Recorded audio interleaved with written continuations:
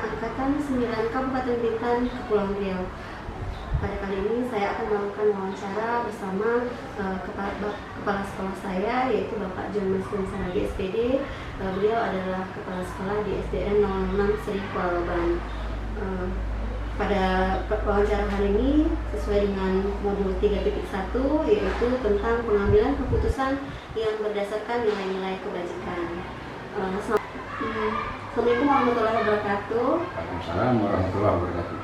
Selamat siang Pak. Mohon maaf Pak mengganggu waktunya. Untuk kali ini saya ingin melakukan sesi wawancara terkait dengan modul 3.1, yaitu pengambilan keputusan berdasarkan nilai-nilai kebajikan Pak.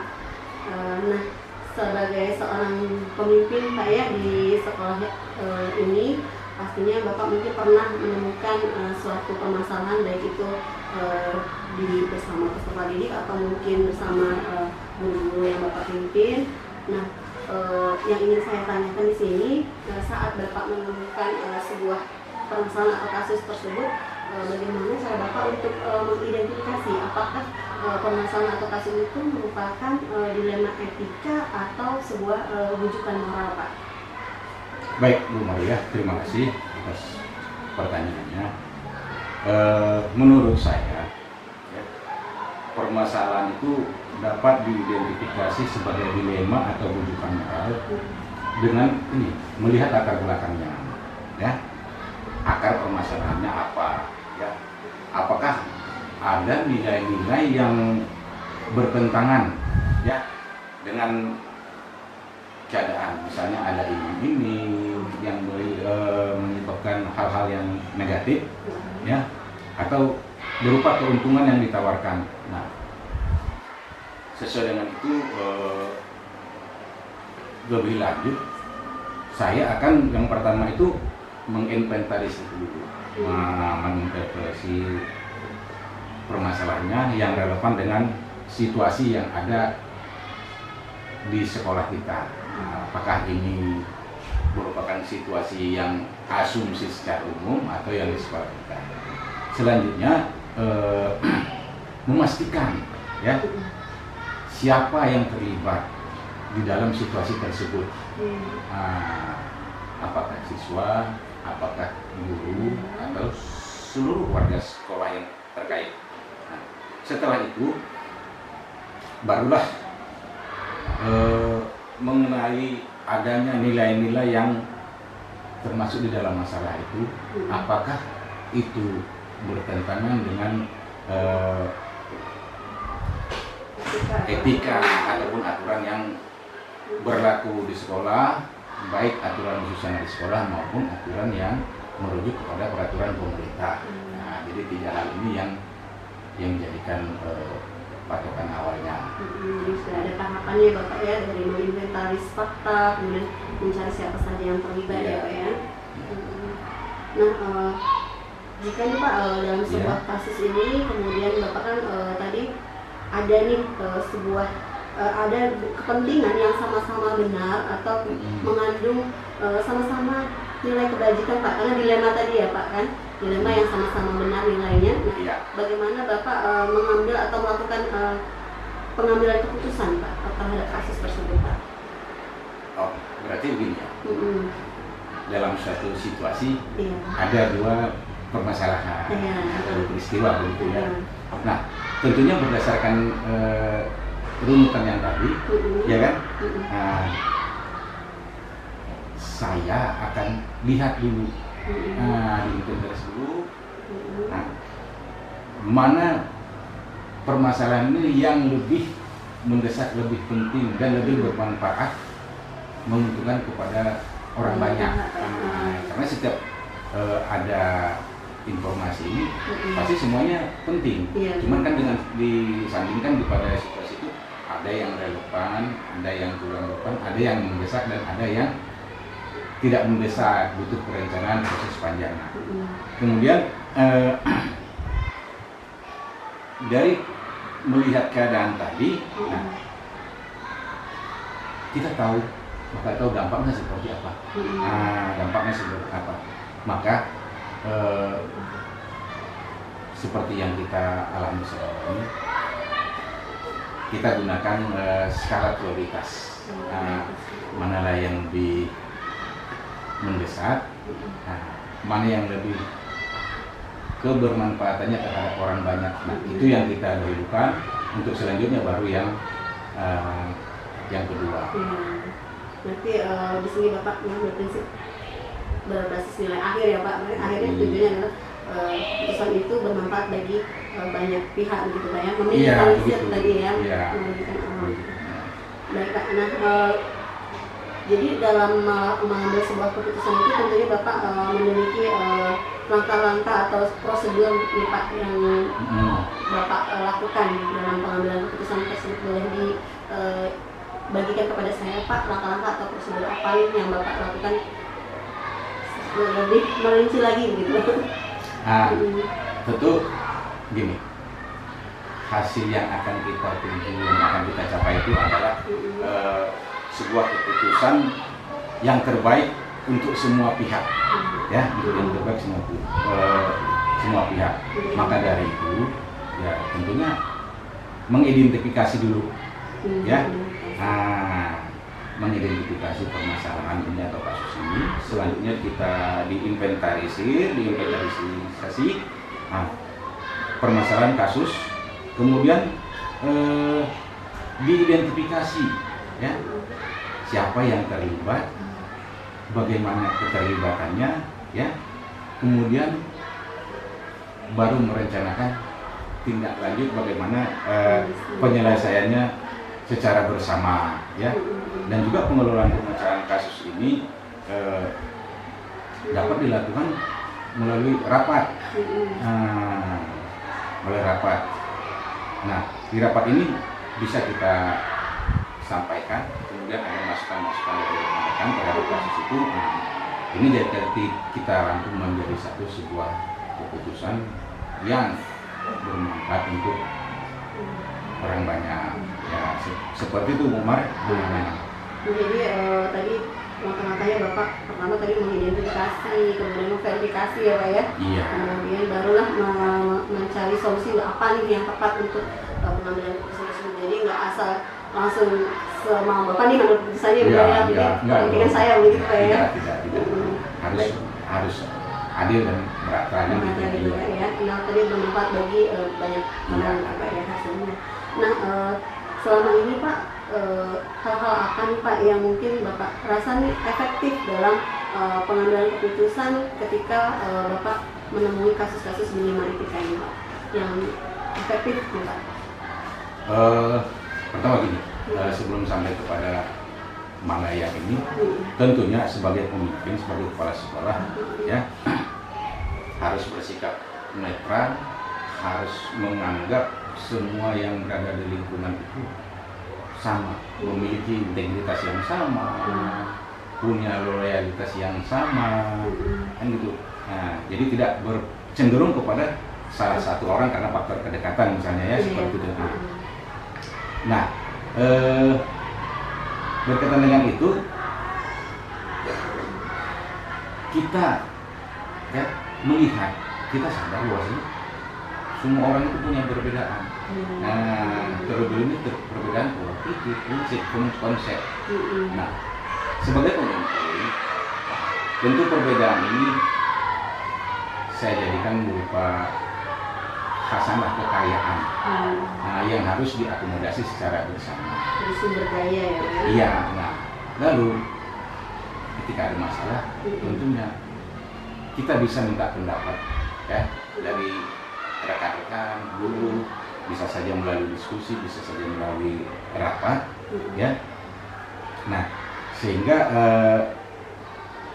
apa yang diputuskan tadi lebih awal memang sudah bisa dipahami secara bersama. Nah, kita tidak perlu lagi menjelaskan, tidak perlu lagi memberikan contoh yang lain. Nah, saya rasa itu lebih efektif. Nah, ketika dijadikan keputusan, selanjutnya kita tinggal sama-sama menjalankannya sesuai dengan porsi dan tupoksi masing-masing sebagai tenaga pengajar dan sebagai tenaga pendidik di sekolah. Begitu, Umar. Ya Pak, jadi tadi Bapak rasa efektif dengan apa melibatkan tim ya, sumber daya yang Bapak miliki di sekolah gitu ya Pak ya. Ya.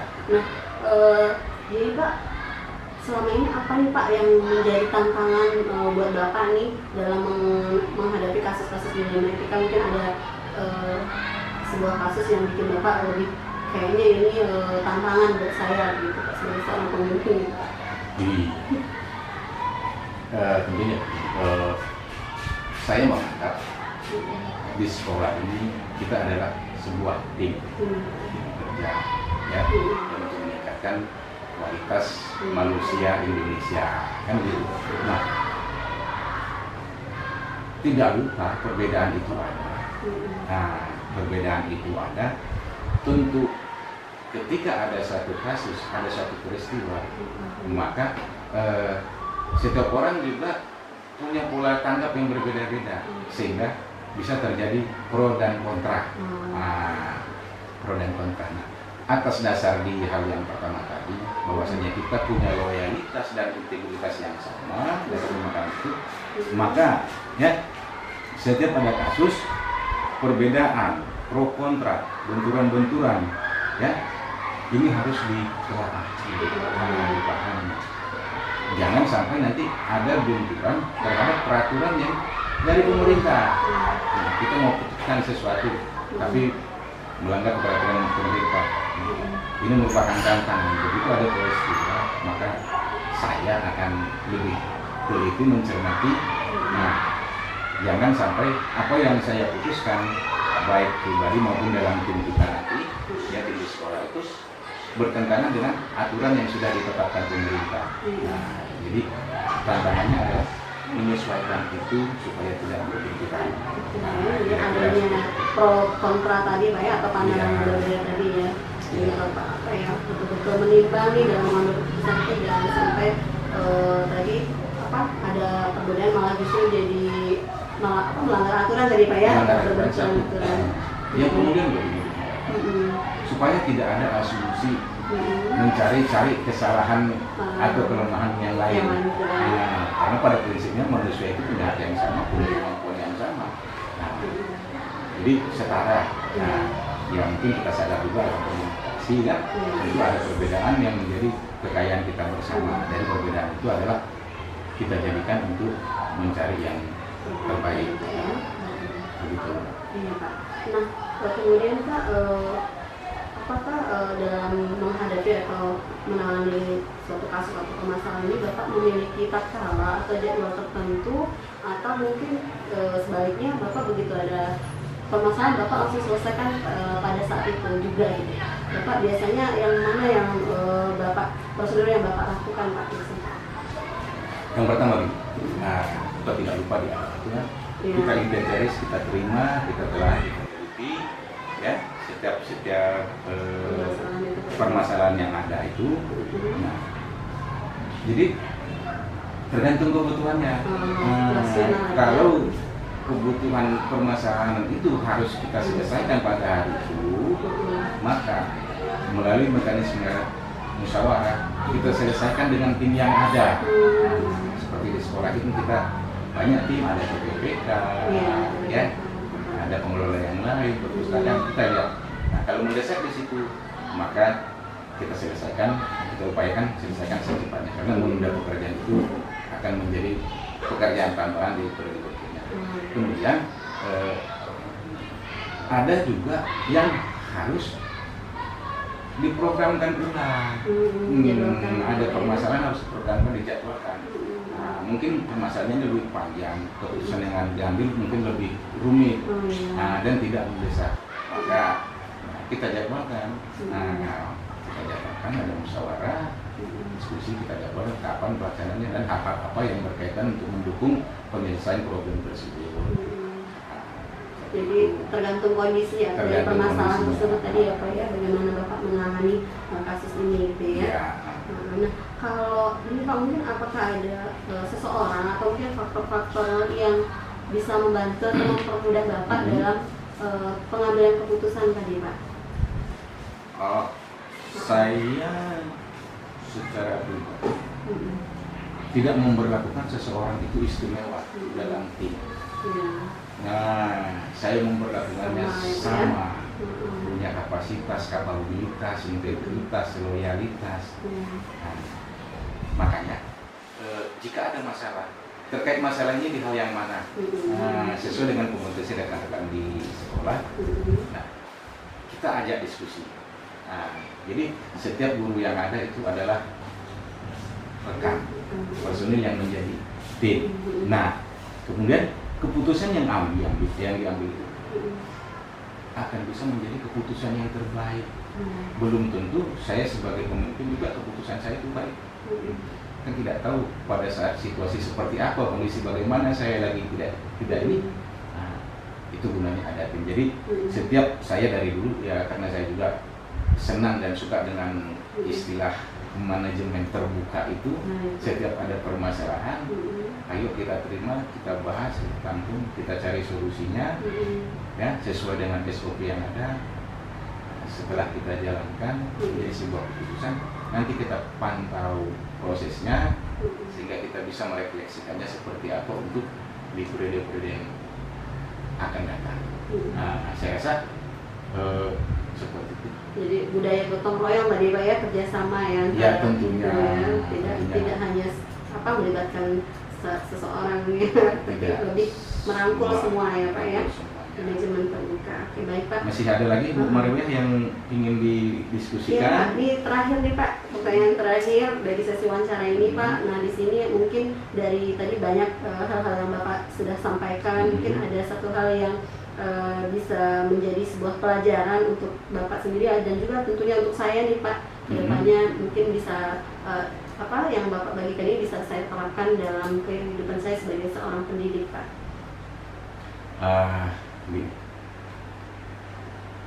Tidak ada permasalahan yang tidak ada solusi. Nah, itu kita pegang. Maka dasar untuk mencari solusi itu kita harus berdiskusi, bermusyawarah. Ya. Jadi penyelesaian masalah itu untuk mendapatkan hasil yang terbaik untuk kepentingan orang banyak, kepentingan bersama, tidak ada selain diskusi. Nah, semua dengan diskusi maka tidak ada permasalahan yang tidak bisa diselesaikan. Nah, saya rasa ini yang perlu kita pahami baik dalam pribadi kita maupun dalam kita bekerja. Insya Allah dapatlah perjalanan tugas kita sesuai dengan apa yang kita inginkan. Tapi kalau tidak ada komunikasi, kita tidak akan bisa berdiskusi. Ya. Komunikasi kunci ya Pak ya. Komunikasi kuncinya. Begitu. Oke baik Pak, terima kasih banyak atas ilmu dan juga pengalaman yang sudah Bapak berikan kepada saya, khususnya tentang bagaimana seorang pemimpin itu mengambil keputusan berdasarkan dengan kebajikan itu sendiri. Semoga apa yang Bapak bagikan itu bisa bermanfaat untuk saya dan saya bisa menerapkannya. Terima kasih, saya ucapkan sekali lagi, dan bila ada kata-kata yang salah dari perkataan saya, mohon dimaafkan Pak. Ya, sama-sama. Tetap semangat, jangan pernah lelah.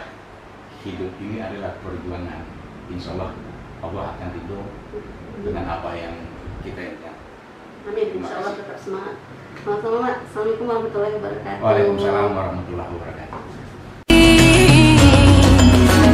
Jadilah generasi emas. Assalamualaikum warahmatullahi wabarakatuh. Waalaikumsalam warahmatullahi wabarakatuh. Selamat pagi Bu, mohon maaf mengganggu waktunya. Di sini saya ingin melakukan wawancara dengan Ibu tentang pengambilan keputusan sebagai seorang pemimpin berdasarkan nilai-nilai kebajikan. Saya mengharapkan kesediaan Ibu sebagai kepala sekolah di SDN 001 Sri Kelolong ini untuk berbagi pengetahuan dan pengalaman Ibu kepada saya. Bagaimana Bu? Sebelumnya saya berterima kasih juga nih Bu Maria karena memberikan kepercayaan kepada saya ya untuk ikut wawancara dengan Bu Maria tentang pengambilan keputusan ya berdasarkan yang kita ya, nggak apa-apa. Baik, terima kasih ya Bu ya. Di sini Bu, mungkin sebagai pemimpin Ibu selama ini pastinya banyak menemui atau menghadapi permasalahan yang ada. Nah, bagaimana cara ibu untuk mengidentifikasi apakah kasus yang ibu temui itu adalah merupakan dilema etika atau sebuah bujukan moral, Bu? Yang namanya suatu organisasi sekolah gitu kan, apalagi di sekolah ibu itu guru-gurunya banyak, kemudian siswanya juga banyak, tentu tidak lepas dari masalah-masalah. Untuk mengambil suatu keputusan atau mengidentifikasi kasus-kasus itu kita harus menelaah dulu. Nah, langkah yang pertama yaitu ya kita menelaah dulu permasalahannya. Kalau menurut kita itu masalah itu merupakan bujukan moral, jika dia ada dua hal, yang satu benar dan satu salah menurutkan, nah maka baru kita katakan dua-duanya itu benar, maka dikatakan dengan dilema etika. Dalam kita menyimpulkan apakah itu suatu dilema etika tersebut dalam Baik, Bu. Di sini, Bu, jika ibu menemukan suatu kasus seperti itu ya, Bu, ya, ada dua kepentingan yang sama-sama benar atau mengandung nilai yang kebajikan semuanya. Nah, bagaimana ibu melakukan atau menjalankan keputusan ibu terhadap permasalahan tersebut, Bu? Ini sebagai kepala sekolah itu yang memang beragam nih, Bu, permasalahannya ya.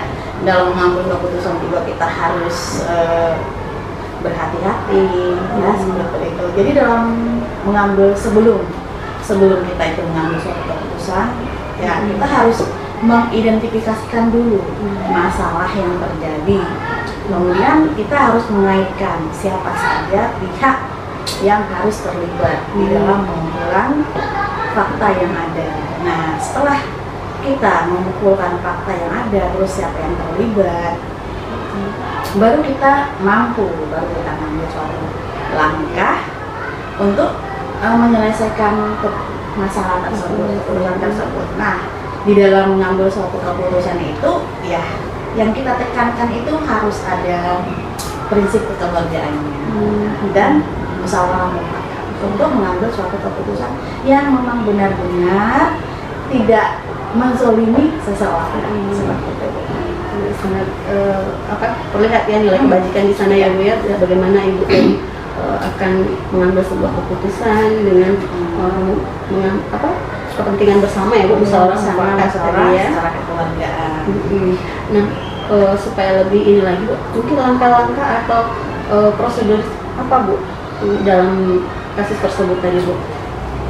Begini, Bu, misalkan nih, jadi alhamdulillah selama ini kalau memang bisa kita hindari suatu permasalahan itu kita hindari ya. Tapi kalau memang sudah terjadi, kita mengadakan suatu langkah yang pertama itu kita memanggil kedua belah pihak. Nah, kita manggil dulu yang kedua belah pihak yang memang sedang bermasalah. Kita minta keterangannya. Nah, setelah kita minta keterangannya, kita tahu di mana, supaya kita tahu di mana letak permasalahan inti dari permasalahan tersebut dan pemicunya. Apa pemicunya yang membuat masalah tadi? Nah, setelah kita tahu pemicunya, setelah kita tahu letak permasalahannya, inti masalahnya itu, nah kita kan pasti tahu bagaimana cara mencari solusinya. Kita menemukan solusi yang terbaik yang akan kita putuskan. Dan yang penting, Bu, dalam mengambil suatu keputusan itu tidak merugikan kebanyakan. Jadi yang satu merasa dihargai, yang satu juga merasa tidak kita monopoli seperti itu. Jadi tidak ada yang rugi antara satu dengan yang lain. Jadi tadi prosedurnya tadi ibu sudah melakukan pengambilan seperti verifikasi dulu ya, Bu, ya, terhadap siapa yang terlibat di permasalahan tersebut. Baik, Bu, untuk selanjutnya di sini kira-kira ibu hal-hal apa saja yang selama ini ibu anggap efektif dalam pengambilan keputusan pada kasus-kasus dilema etika yang ibu jumpai, ibu temukan? dalam kita mengambil suatu keputusan ya, pada kasus-kasus dilema etika ini memang sebenarnya dianggap rumit, sebenarnya tidak rumit, dianggap ringan, sebenarnya tidak ringan, tergantung cara kita menyikapinya. Nah, kita dalam mengambil suatu keputusan ini kita harus melakukan persiapan, tentunya dialog seperti percakapan kita dengan guru kita ya. Jadi yang bermasalah tadi kita melakukan dialog dulu dengan yang bermasalah tadi. Namun di dalamnya perlu kita tekankan ini, di dalam melakukan dialog itu kita jangan menjek gitu ya, jangan seperti itu. Kita itu dialog itu kita bersifat kekeluargaan. Anggap itu kan memang dalam satu lingkungan seperti ini kita memang satu keluarga. Jadi kita bersikap secara kekeluargaan. Nah, kalau kita memang sudah ada sikap kekeluargaan, nanti dapat menentukan solusi. Nah, solusi yang dapat diterima oleh kedua belah pihak dengan cara kita memberikan bimbingan secara komprehensif. Nah, setelah kita lakukan bimbingan itu yang tidak menimbulkan lagi permasalahan atau perselisihan di kedua belah pihak yang bermasalah. Seperti itu. Jadi mengedepankan rasa kebersamaan dan kekeluargaan lebih menjadi dialognya jadi lebih efektif jadi tidak ada timbang tindih lah ya. Maksudnya mentang-mentang saya atasan saya harus seperti ini, tidak, harus ada sistem yang kekeluargaan, itu yang atasan yang bijak gitu ya. harus seperti itu Bu. Jadi biar masalahnya itu selesai dan damai di sekolah. Nah ini Bu, kan tadi sudah ada langkah tersebut, kemudian Anda sudah memberikan apa sih langkah efektif tadi ya. Kemudian mungkin apakah ada tantangan Bu yang Ibu pernah temukan dalam mengatasi atau permasalahan yang ada terkait dilema etika ini tantangannya Selama di sini ya. Ya Bu.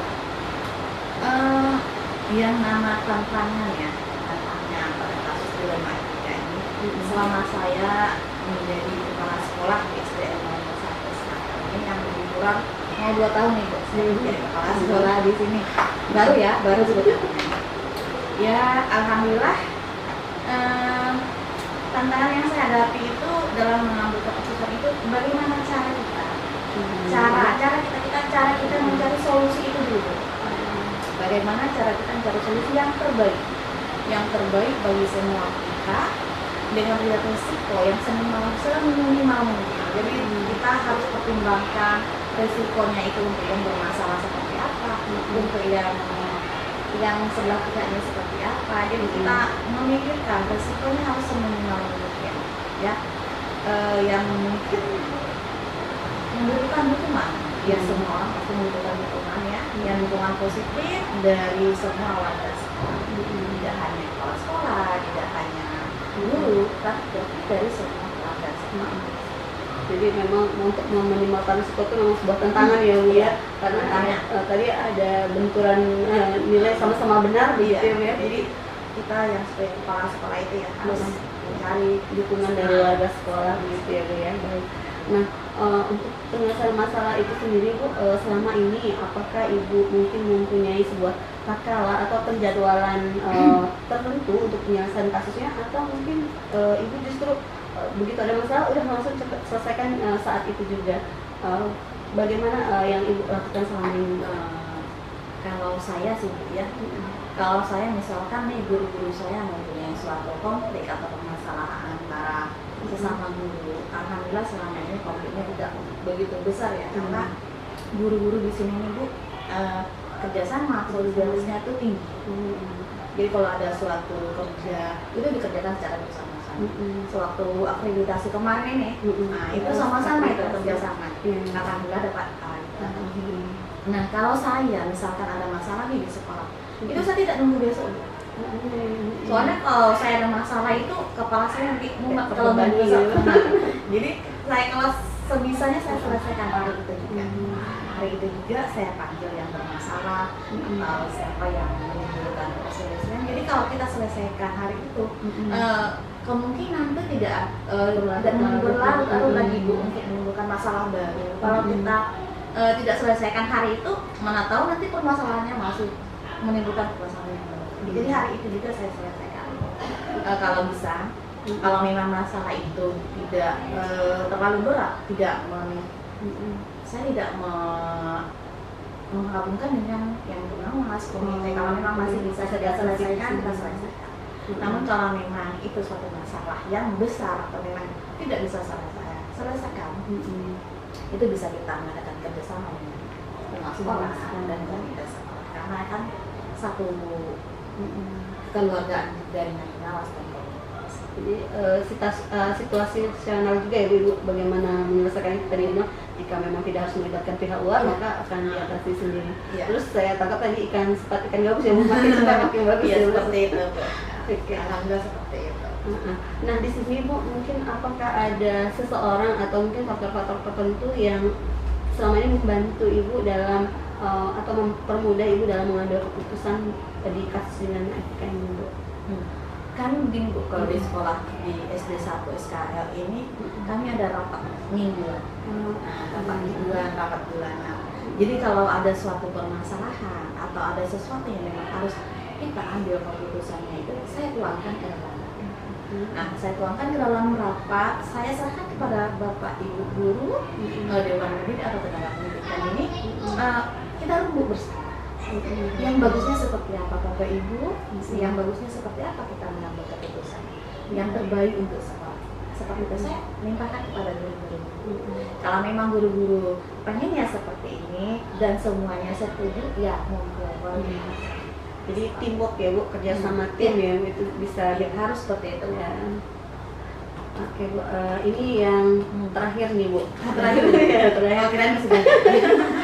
Jadi di sini mungkin dari awal tadi yang Ibu sampaikan banyak sekali pembelajaran, mungkin apa sih yang untuk diri Ibu sendiri yang dapat Ibu ambil pembelajaran, kemudian juga kedepannya mungkin bisa bermanfaat untuk saya nih Bu dalam pengambilan keputusan yang berdasarkan kebajikan ini. Sebenarnya saya salut nih sama guru calon-calon guru penggerak ini ya. Semua harus dipelajari gitu ya, sebagai pemimpin, sebagai seorang guru. Ya bagus, nanti siapa tahu nasib baik bisa jadi seorang pemimpin. Amin ya Bu ya. Nah, saya sebagai seorang pemimpin sekolah ya, kepala sekolah lah namanya Bu ya. Dalam mengambil suatu keputusan apapun itu harus berdasarkan peraturan yang peraturan yang ada. Terus itu yang penting tadi yang saya katakan tadi, kesepakatan bersama. Jadi apapun yang dihasilkan dalam musyawarah atau itulah yang kita. Terus saya membiasakan diri saya Bu dalam setiap keputusan itu saya bertanggung jawab dengan apa yang memang sudah diputuskan. Nah, dalam itu kita harus bekerjasama, tidak sendiri-sendiri Bu. Jadi antara warga sekolah itu bisa tercipta suatu disiplinisasi yang bagus. Jadi masalah pun cepat selesai dan sekolah itu yang penting. Itu yang penting ya, sekolahnya terus maju, lingkungannya aman, nyaman, siswanya berprestasi ya. Luar biasa Bu, terima kasih banyak atas ilmu dan pengalaman yang Ibu bagikan kepada saya ini. Sungguh bermanfaat. Tadi ada motivasi juga dari Ibu, terima kasih ya. Mudah-mudahan apa yang menjadi doa Tuhan dengarkan ya, akan dikabulkan sama Allah. Kemudian yang paling penting tadi saya sudah mendapatkan bagaimana cara sebagai seorang pimpinan untuk mengambil keputusan dalam kasus dilema etika berdasarkan nilai-nilai kebajikan. Tadi ada kembali ke peraturan ya Bu ya, tidak boleh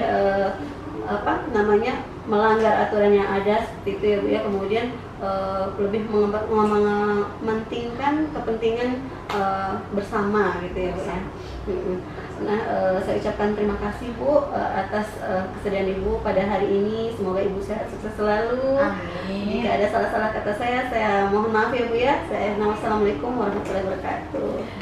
Iya, ya sebelum saya tutup ya, saya juga mengucapkan terima kasih nih sama Bu Maria udah memberikan kepercayaan kepada saya untuk memberikan suatu pencerahan ya namanya ya, pencerahan walaupun mungkin ilmu yang saya berikan itu mungkin belum semaksimal yang diharapkan ya. Mudah-mudahan Ibu tetap sehat nih. Jadi Amin. jangan mudah berputus asa apabila menghadapi suatu masalah. Karena yang namanya hidup itu pasti ada masalah. Jadi kalau kita punya suatu masalah, tetap semangat dan tetap semangat. Insya Allah Bu. Terima kasih banyak Bu ya. Oke Bu, terima kasih.